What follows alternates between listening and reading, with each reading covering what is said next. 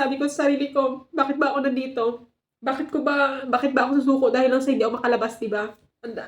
Just keep on dreaming, one day you'll see.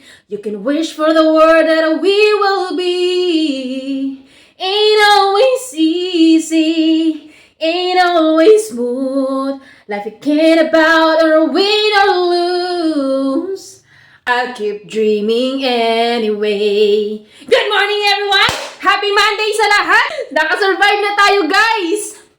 Grabe, talaga yung pinagdaanan ko. Talagang hindi pala talaga biro yung depression sa buhay, no? Naiyak na naman ako. So, good morning! Salamat! Salamat sa Panginoon. Salamat sa inyong lahat. Salamat sa lahat ng mga nakakausap ko sa social media. Talagang, ay, naiyak na naman ako. Pero maraming salamat sa inyo dahil nakatulong po talaga sa akin yun. Malaking bagay po sa akin na may nakakausap ako sa mundo ng social media. Sa pamilya ko, wala pa akong problema sa pamilya ko, sa love life ko. Ang pinoproblema ko lang po talaga dito nung mga nakaraang buwan is yung hindi ko kayang yung nabuburo ako dito sa loob ng bahay. Wala kasi akong day off mga guys.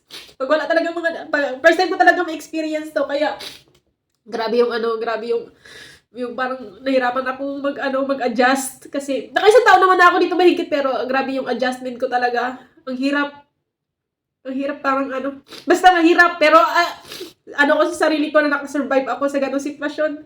Ngayon okay, continue po ako na re-recovery sa sarili ko na kinakalma ko yung sarili ko dito na ilang buwan na lang makakauwi na rin naman ako ng Pilipinas pero babalik pa rin po ako ng ibang bansa pero hahanap po ako ng ibang trabaho na makakahiga po ako, magkakaroon po ako ng refreshment din kahit pa paano. Ang hirap po talaga ng bilang isang OFW nung wala kang off. So, sa mga kapwa ko OFW na ganito yung nararamdaman, wala kayong off, kaya natin to.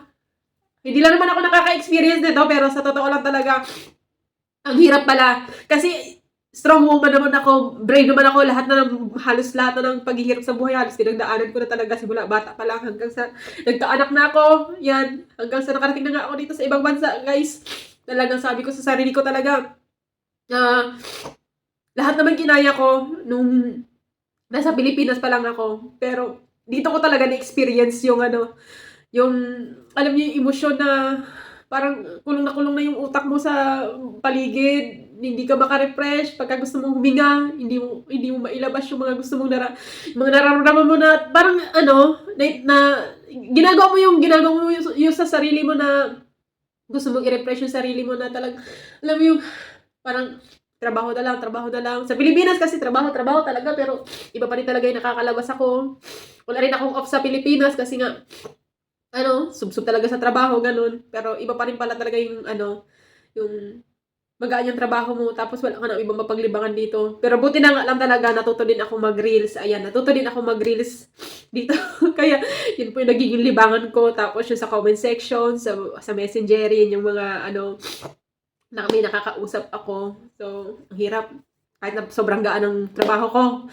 Sobrang babait ng mga employer ko, pero iba pa rin talaga yung, yung pakiramdam na kahit pa paano man lang makakapag-refresh ka sa labas, no? Pagka may mga iniisip ka din.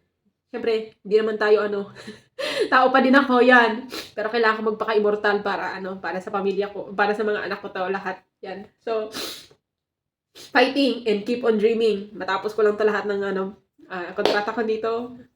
Move on ako. Yan. So, nakaka-move on ako kahit pa paano, guys, na ko na yung sarili ko na kaya ako nagpunta dito kasi para sa mga anak ko. And then, makapag-ipon man lang ako, yan. So, hoping and continuous yung aking magandang araw na. Yung maluwag na yung pakiramdam ko. Maluwag na yung pakiramdam ko sa sa araw-araw kong buhay. Kasi ilang buwan din talaga ako nag-suffer na parang sabi ko, gusto ko na bumigay, gusto ko na mag-run away. Gusto ko na uwi ng Pilipinas. Ayan. Pero talaga sabi ko sa sarili ko, bakit ba ako nandito? Bakit ba ako susuko dahil lang sa hindi ako makalabas, diba? Ang dami namang suffer dahil hindi lang naman din ako, pero bakit ganun kinaya namin nila? So, kung ginaya ko yung mga pagsubok ko sa Pilipinas, nung nandun pa lang ako, kami mag-iina na magkakasama kami sa hirap at ginhawa, bakit dito? Diba? Kumikita na ako dito ng maganda-ganda, nakakatulong na ako sa mga anak ko, nabibigay ko na yung mga gusto nila. Yun. So, yun yung pumapasok sa isip ko. Masaya na mahirap, pero enjoy lang talaga. Salamat sa inyong lahat, salamat sa pamilya ko na sumusuporta sa akin palagi. Mahal na mahal ko kayo. Tsaka sa mga kaibigan ko na kumakausap sa akin. Yan, nangangamusta. Maraming salamat sa inyo. So, ayan, mag-start na ako ng work and then God bless you all. Happy Monday sa lahat. Masaya lang. Pero masayang-masaya na po talaga ako. Last iyak ko na to talaga.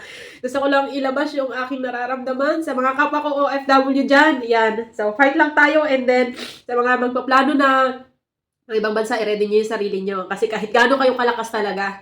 Sa totoo lang, kahit gaano kayo kalakas, ano yung paninindigan nyo na kayang-kaya nyo. Ako, gano'n na gano'n ako. Excited ako nung bago ako pumunta ng ibang bansa eh. Yan yung nagka-apply pa lang ako. Pero, grabe. Pag nandito ka na pala talaga, iba yung pakiramdam mo lalo pagka wala kang free. Yan. Freedom ako. May freedom naman ako dito sa loob ng bahay. Pero iba pa rin talaga yung freedom na nakakalabas ka. So, ready nyo yung sarili nyo. I-share ko lang to mga guys. Talaga, i-share ko lang talaga tong emosyon ko sa lahat. Kasi, hindi po talaga biro yung pakiramdam na makakaramdam ka ng yung stress and slightly depression lang naman to, pero hindi siya biro. yung lang na salita, hindi po talaga siya biro. Talaga sabi ko talaga lahat na naramdaman ko, masakit na ang ulo ko araw-araw.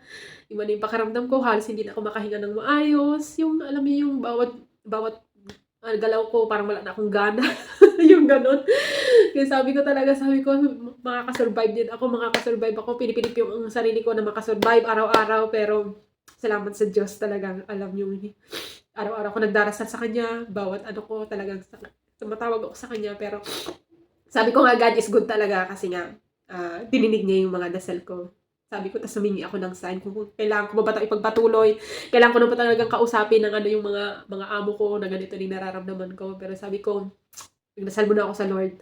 And then, yan, yung nagdasal nga ako, dininig naman kaagad ni Lord at sinagot niya naman na kaya mo yan. Yan, kayang-kaya ko talaga. So, kayang-kaya ko dahil nakasurvive ako, guys. So, thank you so much. Thank you, Lord. And then, God bless you all sa lahat. And then, God bless you all God bless you sa ating lahat. God bless you all sa ating lahat. At maraming salamat sa inyo dahil isa kayo sa mga sumubaybay sa aking buhay abroad. Yan, sa aking pagsasayaw araw-araw, sa aking mga ginagawa araw-araw. Salamat sa inyo sa mga comment section. Yan, salamat sa mga magaganda yung comment sa akin. Kaya mas lalo akong ginaganahang mag-reels, gumawa ng video.